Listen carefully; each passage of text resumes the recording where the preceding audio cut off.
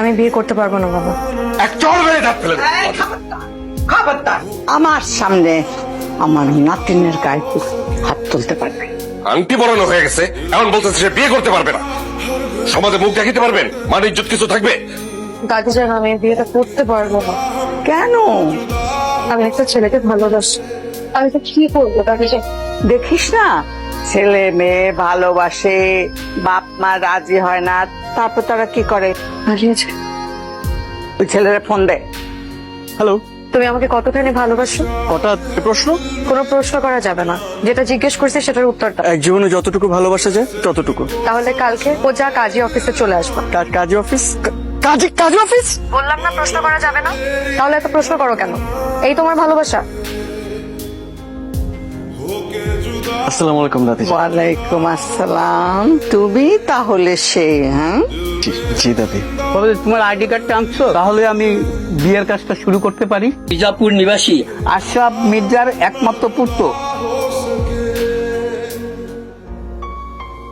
পার্থ মির্জার সহিত কন্যা মিস রাইসা আক্তারের সাথে 10 লক্ষ টাকা। এই বিয়ে হবে না। তুমি কেন আসছো?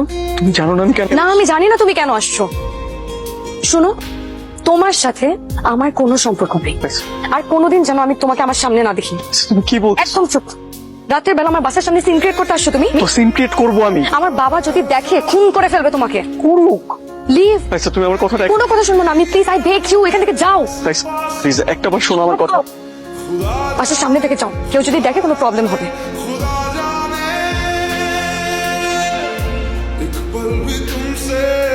কেন পাগলামি করতেছো? বাবা যদি দেখে তোমাকে খুন করে ফেলবে। কেন বুঝতেছো না? আমি তোমাকে ছাড়া বেঁচে থাকতে পারবো না। দেখো, তুমি এইভাবে বললে আমি নিজেকে ধরে রাখতে পারবো না। নিজেকে ধরে রেখো না। তুমি এখন এখান থেকে যাও, কেউ দেখলে একটা প্রবলেম হয়ে যাবে। আমি তোমার অপেক্ষা করছি। হ্যাঁ রাইসা, আমি যদি তোমার জন্য আমার দাদি, বাবা, মা সবাইকে ছাড়তে পারি, তাহলে তুমি আমার জন্য সব ছাড়তে পারবা? আমি তোমার জন্য সবকিছু ছাড়তে পারবো। তাহলে আজ রাত 2টায় শান্তিপুর রাস্তার পাশে গাছতলায় থাকবা। ঠিক আছে। তোমার জন্য আমার আপনজন ছেড়ে আসছি, আমাকে কোনোদিন ঠকাবা না তো। তোমাকে ভালোবেসে আপন করে নিয়েছি, ঠকানোর জন্য না। আমাকে সারা জীবন ভালোবেসে যাবা তো। আমার শেষ নিঃশ্বাস থাকা পর্যন্ত আমি তোমাকে ভালোবেসে যাব। আমাকে কোনোদিন কষ্ট দিবা না তো। কোনোদিনও না।